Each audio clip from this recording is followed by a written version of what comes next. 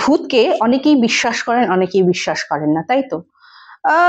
যারা দেখেননি কেনই বা বিশ্বাস করবেন? আর যারা ভুক্তভোগী হয়েছেন, তো ভাবছেন আরে জীবনে ১০০০ গল্পে রুমকি ভূতের গল্প কেন বলছে? কারণ আজকে আমি এমন একটা ইনসিডেন্ট বা কালেক্ট করেছি মানে সোশ্যাল মিডিয়ার মাধ্যমে বলুন বা এত কথা শুনেছি, আমার মনে হয় যে এই ঘটনাটা আপনাদের সঙ্গে শেয়ার করতে হবে। কারণ এখানে স্বয়ং পুলিশও কিন্তু মানতে বাধ্য হয়েছে, আনসলভ কেস বলে রাখতে বাধ্য হয়েছে, কারণ পুলিশ নিজেই কিন্তু ভয় পেয়ে গেছিল ভৌতিক কাণ্ড দেখে।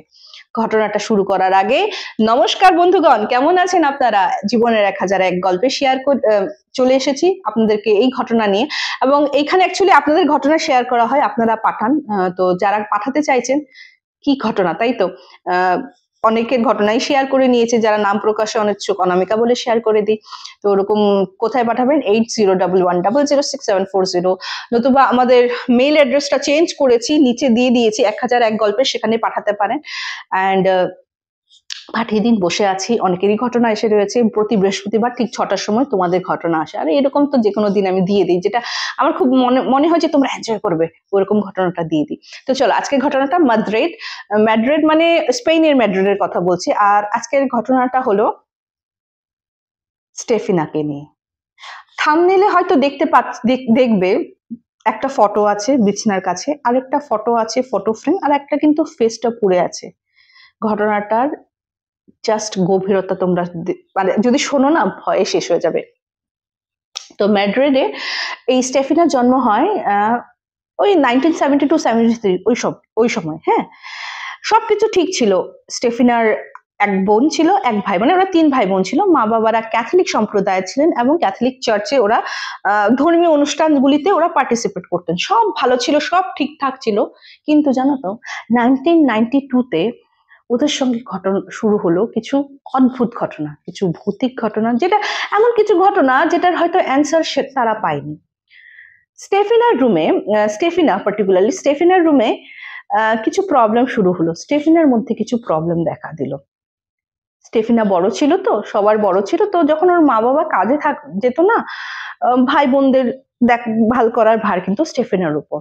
একদিন এসে স্টেফিনার মা দেখছে যে স্টেফিনা নাকি ওর ভাইকে মারার চেষ্টা করেছিল, মানে পুরো মারার চেষ্টা করছিল। এই দেখে উনি প্রচন্ড ভয় পেয়ে যায়।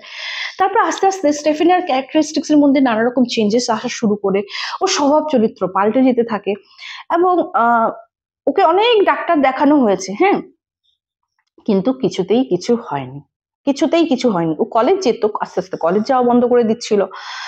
তো না পারতে না, ও মানে যেহেতু ওরা খ্রিশ্চান ধর্মাবলম্বী ছিলেন, চার্চের পাদ্রীকে বলা হলো। তো ওখানে সব এই তোমার জিজাস ক্রসের যে ক্রস গুলি থাকে না, প্রত্যেকটা রুমে দেওয়া হতো, কিন্তু পার্টিকুলারলি স্টেফিনার রুমে জানো তো ক্রসটা যে উল্টো হয়ে যেত, নানা রকম সাউন্ড শোনা যেত। আর আস্তে আস্তে স্টেফিনার মধ্যে মানে বললাম তো, ওর হেলথ ডিটোরিয়েট করা শুরু করলো। তো স্টেফিনাকে তখন নার্সিং হোমে অ্যাডমিট করা হলো এবং নানা রকম চেক আপ করেছে, এভরিথিং চেক আপ করেছে, সবকিছু ঠিক আছে স্টেফিনার, কোনো রকম প্রবলেম নেই। তথাপি ওরা বুঝে পাচ্ছিল না এইরকম প্রবলেম কেন হচ্ছে। তো স্টেফিনা যখন অনেক দিন ধরে মানে কলেজ অ্যাবসেন্ট করছিল, তখন নাকি স্টেফিনার মায়ের সঙ্গে ওর কলেজের মানে টিচাররা দেখা করতে আসেন।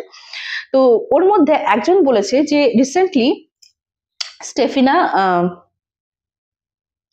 স্টেফিনাকে উনি একটা মানে থ্রেটনিং মানে দিয়েছিলেন। কেন?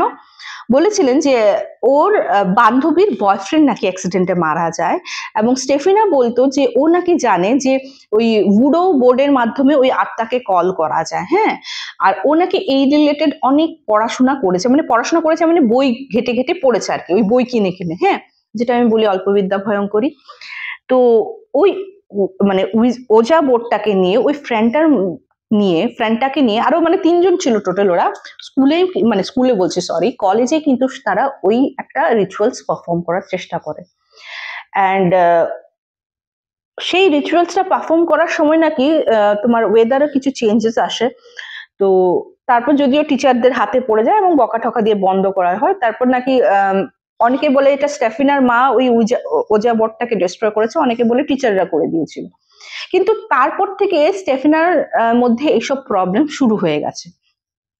তো ওরা বুঝতে পারছিল যে কিছু হয়তো ওই ওই যে রিচুয়ালস করার সময় কিছু একটা হয়েছে, যেটা হয়তো বলে না অন্য ডাইমেনশন থেকে কোনো রকমের একটা ইভিল কিছু চলে এসেছিল ওদের কাছে। ঠিক আছে, এটা কিন্তু সত্যিকারের ঘটনা, তোমরা নেট সার্চ করলে পেয়ে যাবে। ইনফ্যাক্ট একটা ওটিটিতে রিসেন্টলি ভেরোনিকা বলে এটা কিন্তু একটা ফিল্মও এসছে, এবং ট্রাস্ট মি ওই ফিল্মটা পুরা কেউ দেখতে পারে না, মানে পুরা যে দেখেছে ম্যাক্সিমাম ক্ষেত্রে দেখা গেছে ওর শরীর খারাপ হয়ে গেছে, এতটাই ভয়ঙ্কর ছিল। তো ঠিক আছে, এই গেল। তো স্টেফিনা কিন্তু বললাম না নার্সিং হোমে ছিল, হঠাৎ খবর আসলো ও মারা গেছে। পোস্টমর্টমে কি জানা গেল জানো তো, ওর দম ঘুটে মানে শ্বাস রোধ করে ওকে মানে ওর মৃত্যুটা হয়েছে। এখন হসপিটালের মধ্যে শ্বাস রোধ করে, যেখানে ওর এতগুলি ইকুইপমেন্টস ওর বডিতে লাগানো ছিল, কিছু বুঝে উঠতে পারলো না। ওর সব মানে ওদের অ্যাকর্ডিং টু ক্রিশ্চিয়ান কালচারের মতো ওর অন্ত্যেষ্টিক্রিয়া সমাপ্ত হলো। এন্ড আফটার দ্যাট মানে এখন ভয়ঙ্কর পার্টটা শুরু হচ্ছে। ওরা যখন ঘরে ফিরলো, স্টেফিনার রুমে না প্রচন্ড মানে আওয়াজ আরম্ভ হলো, প্রচন্ড আওয়াজ, মানে বই পড়ে যাচ্ছ, পড়ে যেত, ক্রসটা সবসময় উল্টা হয়ে যেত, প্রচন্ড ভয়ঙ্কর ব্যাপার। তো ওরা কি করেছে, স্টেফিনার রুমটা একদিন তালা মেরে লক করে রেখেছিল, পরের দিন সকালে উঠে তালা ভাঙ্গা, সব রুমের জিনিসপত্র আবার ওলট পালট। ওই দিন ওরা প্লাম্বারকে কল করে নানা রকম হুক সিস্টেম দিয়ে পুরো মানে দরজাটাকে পুরো লক করে, মানে এরকম এরকম করে যাতে কোনো মতে খোলাই না যায়, এতগুলি লক ইয়ে করেছে প্লাম্বারকে দিয়ে। কিন্তু ওই দিন আরো বেশি উৎপাত হয়েছে ওর রুমে। অ্যান্ড সকালে উঠে দেখে ওইসব তো সব ভেঙে গেছে, অ্যান্ড অলসো স্টেফিনার রুম আরো মানে উল্টা পুল্টা হয়ে রয়েছে, বইয়ের জায়গায় বই নেই, বিছনা বেড করা সব উল্টা পুল্টা। আরেকটা জিনিস হতে লাগলো, আমি বললাম না ওরা একটা ভাই ছিল, ছোট ভাই, যাকে ও মারার চেষ্টা করেছিল, ওকে না ওর রুমটা, ওয়েস্টার্ন কান্ট্রিতে তো জানো প্রত্যেকটা বাচ্চার রুম আলাদা আলাদা হয়, ওর রুমে দুটো বেড ছিল। ওরা যেহেতু বাচ্চাকে ঘুম পাড়িয়ে সিসিটিভি ক্যামেরা লাগিয়ে রাখে, অ্যান্ড অলসো আওয়াজ করলে যাতে ওরা পায়, ওই এরকম একটা সিস্টেমও থাকে। ওরা দেখতো প্রতি রাতে ওর বাচ্চাটা না হাওয়ার মধ্যে এরকম করে জাম্প মেরে অন্য বিছানায় চলে যেত, মানে একা একা। তো এইসব যখন হচ্ছিল, ওরা স্টেফিনার মা বলতো যে আমি আশেপাশে পড়োশির থেকেও জিজ্ঞেস করি ওরা কিছু মেহসুস করছে কিনা। যখন পাশের বাড়ি সবাইকে জিজ্ঞেস করে বলছে হ্যাঁ পার্টিকুলার স্টেফিনার রুম থেকে কিন্তু আমরা এই আওয়াজটা পাই। কি করবে কিছুই বুঝে পাচ্ছে না। তো দিনকে দিন বদসে বদতর হতে লাগলো। হ্যাঁ, তো প্রিস্টকে কল করেছে, প্রিস্ট সব পুজো টুজো করে স্টেফিনার রুমে যখন পুজো করতে গেছে, ও আর পুজো করতে পারেনি, ও আধা টাধা করে বলছে যে হয়ে গেছে বই হয়ে গেছে, যা রিচুয়ালস করার করে দিয়েছি। কিন্তু ও যেতে যেতে নাকি স্টেফিনার মাকে একটা হিন্ট দিয়ে গেছে যে তোমরা যত তাড়াতাড়ি পারো ওইখান থেকে চলে যাও। কিন্তু একটা মানে তুমি যখন একটা বাসস্থানে থাকো, আমার ঘর আমি পট করে বললেই কোথায় যাব আমি। তো এত সব প্রবলেমের সময় ওরা কি করলো, ম্যাড্রিডের পুলিশ স্টেশনে কমপ্লেন করলো যে আমাদের ঘরে কিছু প্রবলেম হচ্ছে, আমরা ঠিক বুঝতে পারছি না। তো ম্যাড্রিডের পুলিশ, ওখানে যে প্রধান ছিলেন উনি এসছেন ওনার দুটো কনস্টেবলকে নিয়ে। তো উনি সবকিছু বললেন, স্পেশালি স্টেফিনার রুমে কি কি হচ্ছে না হচ্ছে। তো বলছে ঠিক আছে আমরা এটা ইনভেস্টিগেট করবো বলে, স্টেফিনার রুমে অনেক রকমের CCTV camera, and also particular সেই বাচ্চাটার রুমে, যে বলছে না একা একা এই বেড থেকে ওই বেডে চলে যায়, ওই রুমে সিসিটিভি ক্যামেরা লাগালো। অ্যান্ড পুলিশরা স্পষ্ট মানে ওই রুমে বলেছে আজকে রাত্রে আমরা এখানে থাকবো, দেখতে চাই কি হয়। স্পষ্ট যখন স্টেফিনার রুম থেকে ওই আওয়াজ শুনতে পেলো না, ওরা সঙ্গে সঙ্গে ওরা তিনজন পুলিশই যখন ওই রুমে এন্টার করলো, দেখলো হাওয়ার মধ্যে না বইগুলো এরকম ছুঁড়ে ছুঁড়ে যাচ্ছে, ওনার চোখের সামনে ক্রসটা কিন্তু উল্টো হয়ে গেল। বাচ্চাটার রুম থেকে আওয়াজ এসছে, দৌড়ে আবার সেই বাচ্চার ছেলেটার রুমে গেছে, দেখছে সত্যি সত্যি সিসিটিভি ক্যামেরাতে ধরা পড়েছে যে বাচ্চাটা আপনি ওরা ওরা নিজেরাই রেখে গেছিল একটা ব্যাডে, অপোজিট ব্যাডে চলে গেছে।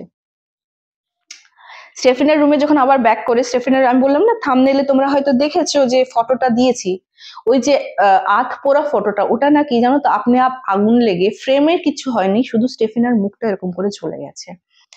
তো এইগুলি দেখে পুলিশ কি বলবো আর, ওরাও মানে বলছে যে it's not possible at all for us, আমাদের জন্য একদমই পসিবল না যে এই কেসের কোনো সলিউশন আমরা দিতে পারি। তো ওনাদেরকে রিকোয়েস্ট করলাম যে ইমিডিয়েট আপনারা এই বাড়ি ছেড়ে দিন, কারণ এই কেস সলভ করা তো পসিবল নয়। অ্যান্ড আজও নাকি ম্যাড্রিডের সেই একটা অফিসিয়াল ওরা এটা একটা স্টেটমেন্ট দিয়েছে আনসলভ কেস হিস্ট্রি বলে, যেটা এখনো কিন্তু কেউ সলভ করতে পারেনি। 1992-তে এই ইনসিডেন্টটা হয়।